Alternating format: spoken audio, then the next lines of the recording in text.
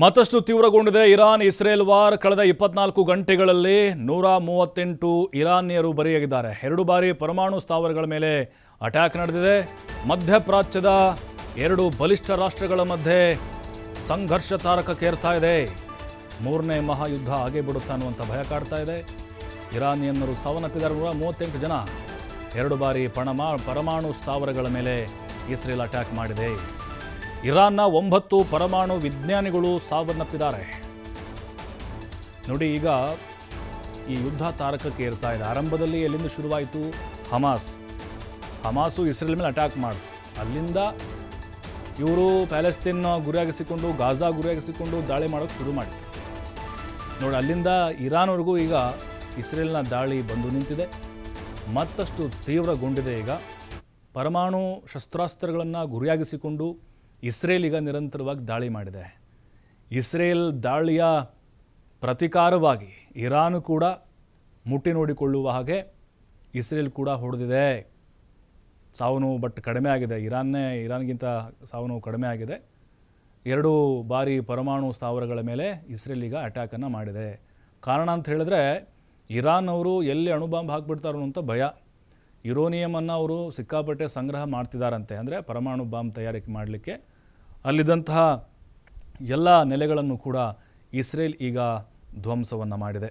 ಅವರು ಟಾರ್ಗೆಟ್ ಮಾಡ್ತಿರೋದು ಇಸ್ರೇಲ್ ಅವರೀಗ ಪರಮಾಣು ಶಸ್ತ್ರಾಸ್ತ್ರಗಳನ್ನು. ಇರಾನ್ ಪ್ರತಿದಾಳಿಗೆ ಬೆದರಿ ಬೆಂಡಾಗಿದ್ದಾರೆ ಇಸ್ರೇಲ್ ಪ್ರಧಾನಿ. ಇರಾನ್ ದಾಳಿ ಮಾಡ್ತಾ ಇದ್ದಂತೆ ನೆತನ್ಯಾಹು ಭೂಗತರಾಗಿದ್ದಾರೆ. ಇಸ್ರೇಲ್ನ ರಕ್ಷಣಾ ಕೇಂದ್ರ ಕಚೇರಿಯ ಧ್ವಂಸ ಮಾಡಲಾಗಿದೆ. ಕೆಲಸಕ್ಕೆ ಬಾರದ ಇಸ್ರೇಲ್ನ ಐರನ್ ಡೋಮ್. ಇರಾನ್ಗೆ ಎಚ್ಚರಿಕೆ ನೀಡಿದ್ದಾರೆ ಇಸ್ರೇಲ್ ರಕ್ಷಣಾ ಸಚಿವ. ಮತ್ತೆ ನೀವು ಕ್ಷಿಪಣಿ ಹಾರಿಸಿದರೆ ಟೆಹರಾನ್ ನಾವು ಉಳಿಸೋದಿಲ್ಲ ಅಂತ ವಾರ್ನ್ ಮಾಡಿದ್ದಾರೆ. ಇಸ್ರೇಲ್ನಲ್ಲಿ 7 ಯೋಧರು ಸೇರಿ 90 ಜನರಿಗೆ ಗಾಯಗಳಾಗಿದೆ. ಇರಾನ್ ಅವರು ಕೂಡ ಈಗ ಟೆಲ್ ಅವೀವ್ ಇದೆ ಅಲ್ವಾ, ಅಲ್ಲಿ ಮಾಡ್ತಾ ಇದ್ದಾರೆ, ಜೆರುಸಲೆಮ್ ಮಾಡ್ತಾ ಇದ್ದಾರೆ. ಈ ಪಟ್ಟಣಗಳ ಮೇಲೆ ನಿರಂತರವಾಗಿ ಅವರು ಅಟ್ಯಾಕ್ ಮಾಡ್ತಿದ್ದಾರೆ. The state of Israel. Tonight I wish to speak to you, the proud people of Iran. We're in the midst of one of the greatest military operations in history, Operation Rising Lion. The Islamic regime, which has oppressed you for nearly 50 years, threatens to destroy my country, the state of Israel. The objective of Israel's military operation is to remove this threat, both the nuclear threat and the ballistic missile threat to Israel. And as we achieve our objectives, we're also clearing the path for you to achieve your objective, which is freedom. In the past 24 hours, we've taken out top military commanders, senior nuclear scientists, the Islamic regime's most significant enrichment facility, and a large portion of its ballistic missile arsenal. More is on the way. The regime doesn't know what hit them. They don't know what will hit them. The nation of Iran and the nation of Israel have been true friends since the days of Cyrus the Great.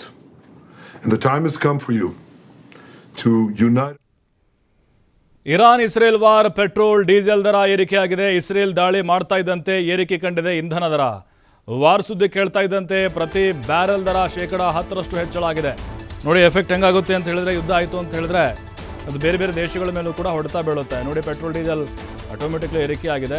ಇರಾನ್ನಲ್ಲಿ ಬಹಳ ಹೇರಳವಾಗಿ ಸಿಗುತ್ತೆ ತೈಲಗಳು. ಈಗ barrel ದರ 10% ಹೆಚ್ಚಳ ಆಗಿದೆ. ಪ್ರಸ್ತುತ ಪ್ರತಿ barrel ದರ $78 ಅಮೆರಿಕನ್ ದಾಟಿದೆ. ಯುದ್ಧ ಶಮನ ಆಗದಿದ್ದರೆ ಬ್ಯಾರೆಲ್ ದರ $100 ದಾಟುತ್ತೆ. ಅದು ನಮ್ಮ ಮೇಲೂ ಕೂಡ ಎಫೆಕ್ಟ್ ಆಗುತ್ತೆ. ಅಂದರೆ ಭಾರತದ ಮೇಲೂ ಕೂಡ ಅದು ಪರಿಣಾಮವನ್ನು ಬೀರುತ್ತೆ. ಇರಾನ್ ಯಾಕೆ ಪ್ರಮುಖ ಅಂತ ಹೇಳಿದ್ರೆ, ಇರಾನ್ ವಿಶ್ವದ 3ನೇ ಅತಿ ದೊಡ್ಡ ತೈಲ ಉತ್ಪಾದಕ ರಾಷ್ಟ್ರ ಆಗಿದೆ. ಭೌಗೋಳಿಕವಾಗಿಯೂ ಕೂಡ ಅತ್ಯಂತ ಪ್ರಮುಖವಾದಂಥ ದೇಶ ಇರಾನ್. ಹರ್ಮುಜ್ ಜಲಸಂಧಿಯ ಉತ್ತರ ತೀರದಲ್ಲಿ ಇರಾನ್ ಇದೆ. ಈ ಜಲಸಂಧಿ ಮೂಲಕವೇ ಹಲವು ದೇಶಗಳಿಗೆ ತೈಲ ಪೂರೈಕೆ ಆಗುತ್ತೆ. ಈಗ ಇರಾನ್ಗೆ ಕೋಪ ಬಂದು ಹರ್ಮುಜ್ ಜಲಸಂಧಿ ಮುಚ್ಚಿದರೆ ವಿಶ್ವದ ತೈಲ ಪೂರೈಕೆಯಲ್ಲಿ 20% ಸ್ಥಗಿತವಾಗುವುದು ನಿಶ್ಚಿತ. ಅಂದರೆ ಕೊರತೆ ಎದುರಾಗಬಹುದು. ಒಂದು ದಿನಕ್ಕೆ 20 ಮಿಲಿಯನ್ ಬ್ಯಾರೆಲ್ ತೈಲ ಪೂರೈಕೆ ನಿಲ್ಲುತ್ತೆ. ತೈಲ ಬಂದ್ ಆತಂಕ ಹಿನ್ನೆಲೆ ಇಂದೇ ಖರೀದಿಗೆ ಬೇರೆ ಬೇರೆ ದೇಶಗಳು ಮುಗಿಬಿದ್ದಿದ್ದಾವೆ. ಇರಾನಿಂದ ಅತಿ ಹೆಚ್ಚು ತೈಲವನ್ನು ಖರೀದಿ ಮಾಡುವ ದೇಶ ಅಂದರೆ ಅದು ಚೀನಾ. ಸೈಡ್ ಎಫೆಕ್ಟ್ ಏನೇನು ಹಾಗಾದರೆ?